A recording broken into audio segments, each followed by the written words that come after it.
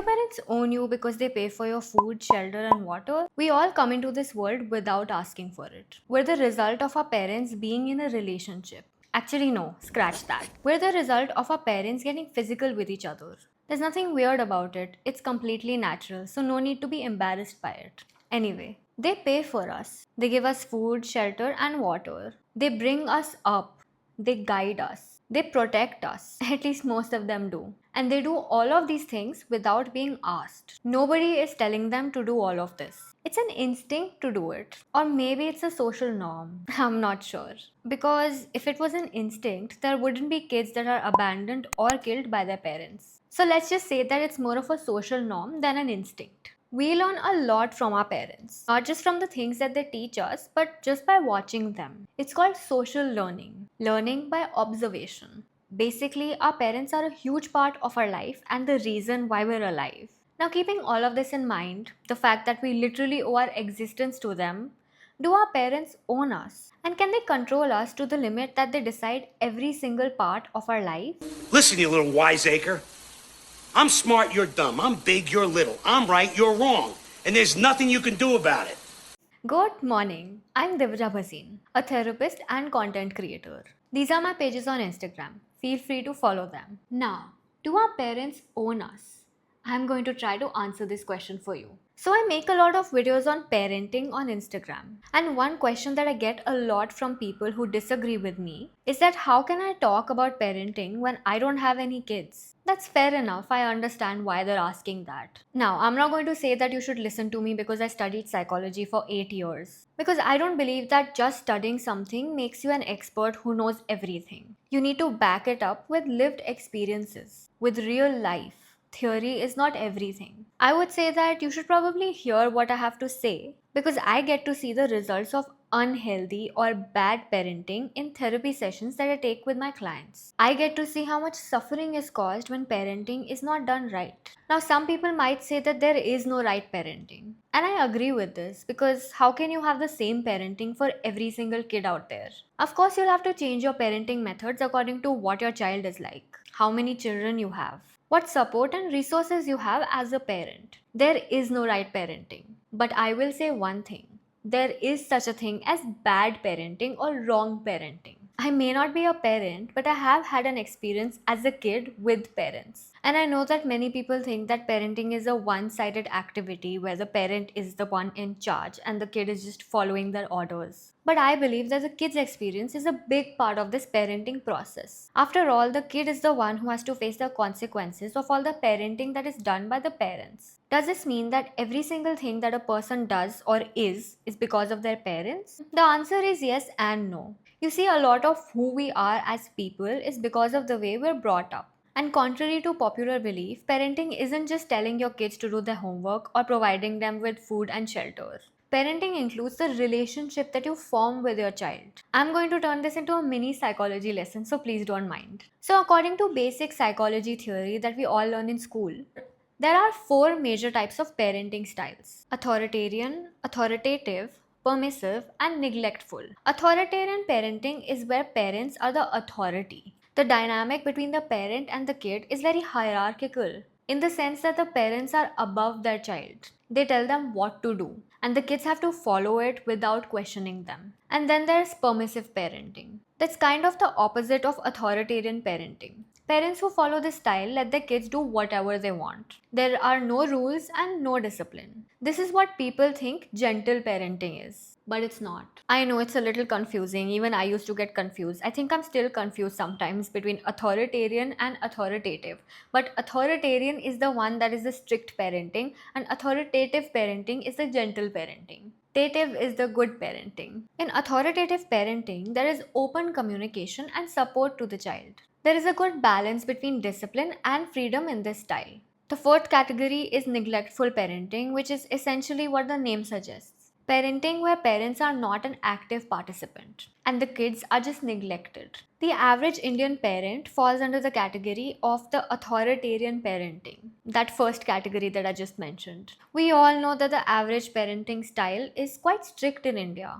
Parents have a lot of rules set for their child, and they're also extremely involved in their child's life forever, even after they're an adult. Now, We need to understand that parental rules, they're not rules, they're opinions. You can reject them once you grow up. Our culture emphasizes a lot on family values, tradition, and discipline. But for some reason, we emphasize on all of this only for kids. Kids have to respect their parents as if their parents are above everything else in their life. But sadly, parents don't really give back that kind of respect to their kid. When it comes to family values and discipline, it only applies to the kids because kids have to follow the rules that parents have set. For instance, it's normal for parents to hit their children if they don't listen. Hitting as a punishment is usually done for small things like breaking a glass. But it's also done for big situations like failing in your exams. Another example of how authoritarian parenting is a part of Indian culture is that parents impose their expectations on the kids. And these expectations range from what they should do in their career to who they should marry. Things that you would expect an adult to decide on their own. In our culture, it's normal for kids to live with their parents forever. In fact, it's looked down upon if you say that you don't want to live with your parents. Even when you get married, women have to live with the boy's parents. So you can see why Indian parents have so much control over their kids' lives. Everything is deeply entangled. I recently made a video on this whole topic of whether parents own us on Instagram, and I got a lot of appreciation and also a lot of criticism because my opinion is that parents do not own us. I believe that no one can own anyone in this life. Every human being is an independent individual fully capable of making decisions for their own life. I align with gentle parenting, and so did my parents. They taught me to be independent rather than making me depend on them for every single thing and for every single decision. They did not try to control me, and they didn't even think that they have the right to control me because they saw me as a responsible, capable person. I was never hit by them, and they didn't put their expectations above my happiness. They didn't focus on the society's rules over my happiness. I was allowed to take up the career that I wanted. I was allowed to marry the person that I wanted. I made all major life decisions on my own, and I'm so grateful for that because I can proudly say that I felt loved and safe as a child. I was able to go to them if something bad happened. More importantly, I was never ever scared of them, and I'm still not. And if it means anything to you, I didn't do drugs, I don't smoke, nor did I go through 1500 teen pregnancies or have 100 partners. Since people assume that gentle parenting leads to spoiled children who do all of these things. I have a great career and I'm married to someone that I've been with for 10 years. My parents are proud of me, and more importantly, I'm proud of myself. I respect and love my parents even as an adult. I am very close to them even now. I have all of the points that you would tick off as success in the Indian society. I'm not showing off. I'm just trying to show you that parents don't have to control you for you to become a successful or happy individual as an adult. There are better ways of parenting apart from strict parenting. I do not believe that parents own you just because they pay for you. Parenting is not a business transaction where you invest in your child so they can give back to you. Your responsibility as a parent is to give your child love and empathy while guiding them to be independent rather than just telling them what to do. Yes, you do need to guide your child till a certain age, of course. But that still doesn't mean that you should be deciding every single thing for them. I actually think that traditional Indian parenting, which is normal amongst most parents, is quite selfish. Because parents who want to control every single aspect of your life are not seeing you as a fully functioning person. They're seeing you as tools. Tools to satisfy their personal desires, like pride and ego. They're seeing their need for fitting in the society as greater than your happiness. When an Indian parent pushes their kid to become an engineer or a doctor, even when it's clear that the child does not have the capacity or will to be one, they're being selfish as parents. I know what you're thinking. They're doing it for the child's future so that the child becomes extremely successful or earns a lot. Their intentions are right even if they're pressuring their kid to go beyond their limit. It's for their own good. But good intentions do not make bad actions right. Your parents do not have the right to tell you how to live your life beyond a certain age. If you're an adult, you need to understand that you are responsible for your own happiness, not your parents. They are not going to live your life for you. You are.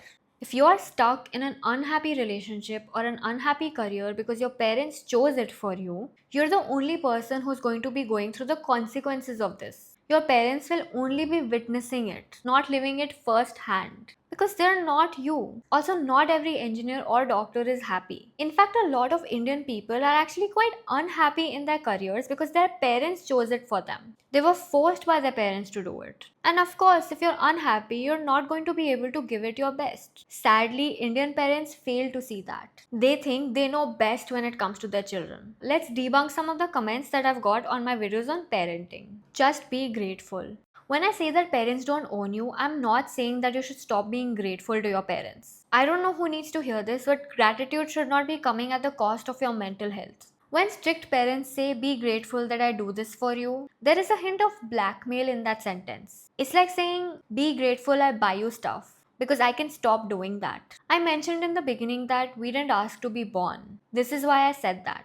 Your parents have a responsibility to provide for you. They kind of sign up for that by bringing you into this world. And not just provide in terms of like house and food, but provide you with love, empathy, and support. And more importantly, safety and space. Space to grow as an individual, not as their individual. Well, it was not really a good childhood for sure, but I am what my mom and dad made me. I am here because of their sacrifices. So, yes, they own me.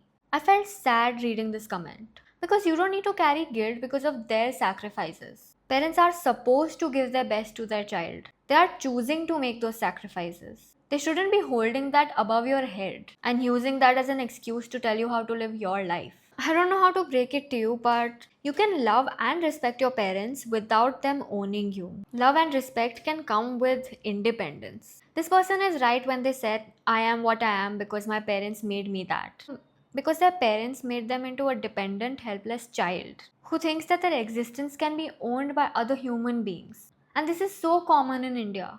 We see parenting from such a weird lens. It leads to an entire population of people who are unable to think in an independent manner. They just continue to live like their parents and be like their parents. There is no growth in their personality because they're not allowed to explore, or if that's even an option for them. And then they turn into parents and become like their parents and continue to be the same with their own kids. It's a cycle, and to break it, you have to be really strong. But these people don't have that strength because their parents never made them feel that they could make their own decisions or make decisions that are not the same as their parents. Her source, trust me, bro. Okay, time for my favorite thing, research. Let's see what the research says about parenting. Children raised by authoritarian parents often exhibit well behaved behavior due to the consequence of misbehavior. Additionally, they tend to follow precise instructions more effectively to achieve their goals. However, this parenting style can also lead to higher levels of aggression, while children may also exhibit shyness, social ineptitude, and difficulty making their own decisions. This uncontrolled aggression may stem from challenges in managing anger, as these children often lack proper guidance. Additionally, they may struggle with low self esteem, which further hinders their decision making abilities. Strict parental rules and punishments can also drive children to rebel against authority figures as they grow older. I mean, this makes sense. Indian parents often have a very limiting relationship with their kids. Most kids lie to their parents, and most parents never know when the kids are dating someone. They have to lie about small things like eating food from outside because their parents won't let them eat food from outside, so they have to lie to them to do that. This might be shocking to hear, but being strict as a parent doesn't lead to your child listening to you. It leads to your child making you believe they're listening to you while doing what they want behind your back. Authoritative parenting is characterized by a close, nurturing relationship between parents and children. Parents set clear expectations and guidelines and explain the reasoning behind their disciplinary actions. They use disciplinary methods as a supportive tool rather than as a punishment. Children are encouraged to have input in setting goals and expectations, thereby fostering open, frequent, and appropriate communication between parent and child. This parenting style generally results in the healthiest outcomes for children but requires considerable patience and effort from both parties. These children manage negative emotions more effectively, leading to improved social outcomes and emotional well being. By encouraging independence, authoritative parents help their child understand that they can achieve goals on their own, resulting in higher self esteem. Additionally, these children tend to excel academically and perform well in school. Now, when it comes to hitting children, it's not only inefficient but also leads to more mental health problems. Spanking was associated with increase in mental health problems in childhood and adulthood. delinquent behavior in childhood, and criminal behavior in adulthood, negative parent child relationships, and increased risk that children will be physically abused. Overparenting has been found to relate to a wide range of child issues such as mental health problems, school burnout, and poor relationships with others. So, there. My source is not trust me, bro. My source is actual research and also the experiences of all the clients I've ever had as a therapist. Ever heard of being grateful and responsible? Your parents' decisions for you might be wrong, but their intentions are never. Two things. One, parents don't always have good intentions. People really need to step out of their little bubble of privilege to see that parents with bad intentions also exist. I think we all want to believe that parents always want the best for their child. But the sad truth is that they don't always want the best for their child. Many parents parent with a very selfish motive. And this is common, not rare. Motives like, my children should earn well and become extremely successful so that they can take care of me when I'm older. Thinking of kids like a retirement plan, or simply getting an ego boost out of controlling a child because they're weak and vulnerable compared to you. All kinds of humans exist, and just like all humans are not good, all parents are not good. There are parents who sell off their kids in exchange for money. There are parents who continuously compare their kids to other kids so that their kids study and their social status can improve as parents. Some parents even force their own unfulfilled dreams onto their kids because they were not able to fulfill them. If your parents wanted the best for you, then that's great. But that doesn't mean that everyone's parents have good intentions. Number two, even if we assume that your parents' intentions are good, it doesn't mean that they're allowed to do anything just because they have good intentions. You can't be like, I wanted to protect my child and I wanted my child to be happy, so I put my child in a cage and never let them out into the world. I did it to protect them. Good intentions never, and I mean never, make bad actions right. Why? Because even if your intentions are good, the effects of your bad actions will still be there. The bad effects. If you hit your child while they're growing up, control who they are, and make all the decisions for them, then they will grow up to be incapable of making their own decisions and potentially be more aggressive than their peers because they're used to seeing hitting as a way to deal with big emotions like anger and frustration. Shut up and move to the West, okay? Because these kind of theory doesn't work here. And yes, I will absolutely take my parents' advice for as long as I can because they have lived on this planet for longer years as compared to me. They are the only people who will want the best out of me, even if it doesn't make me happy in present, it will eventually be good for me. Because experience, you get my point? Okay, repeat after me. Just because your parents have lived longer than you doesn't mean that they know better. Life experiences don't necessarily mean that you're wise. Because when we say that experience makes you wiser, we assume that the person is learning from their mistakes, that the person is wise enough to do that. But not everyone is wise. And people don't always learn. They keep making the same mistakes over and over again because they refuse to see where they're wrong. Plus, the life experiences that your parents might have had would be vastly different from the life experiences that you might have because their generations are entirely different. Your parents didn't have phones or the internet when they were growing up. Nor did they have the same kind of economic growth in the country. Everything was different. Social connections were different. You couldn't just keep in touch with your friend who is in Norway by sending them a reel or two. Also, I know it's hard to digest this, but parents also make mistakes. Mistakes that have horrible consequences. It's natural. I'm not blaming them. I'm not some parent hater. But they're just human and everybody makes mistakes. They're not perfect. We focus too much on culture and tradition in our society. In our time, we used to do it this way, so this is the only way. In my opinion, this is a sure shot way of never being able to grow as an individual and as a culture, as a society. Look, it's simple. If you want growth, there has to be change. Growth does not come from doing things the way they were done in 1947. Growth comes from doing things according to the year that you're living in. And no, I will not move to the West. I will continue to have these uncomfortable conversations around mental health in our country because I am extremely passionate about this. I want to make things better in our country and start these conversations. That's why I live in India and I'm proud to be Indian. I am not scared of asking difficult questions. So does this video mean that I'm blaming parents and saying that everything that's wrong in our life is because of them? No. We're all independent human beings who make our own decisions. The point of this video is for you to introspect and think about what we do wrong when it comes to parenting. I really want you to think about what the external influences are in your decisions and if these external influences are helpful or not. The external influences being your parents, by the way. Our parents didn't know any better. It doesn't mean that we have to completely forget what they did wrong, nor does it mean that we should hate them and cut ties with them. It just means that we should learn from their mistakes by acknowledging that they were mistakes. The marker of a good parent is not having the perfect child, because there is no such thing as the perfect child. The marker of a good parent is having an imperfect child who is not afraid of making mistakes, acknowledging the mistakes, and learning from them. Your parents do not own you.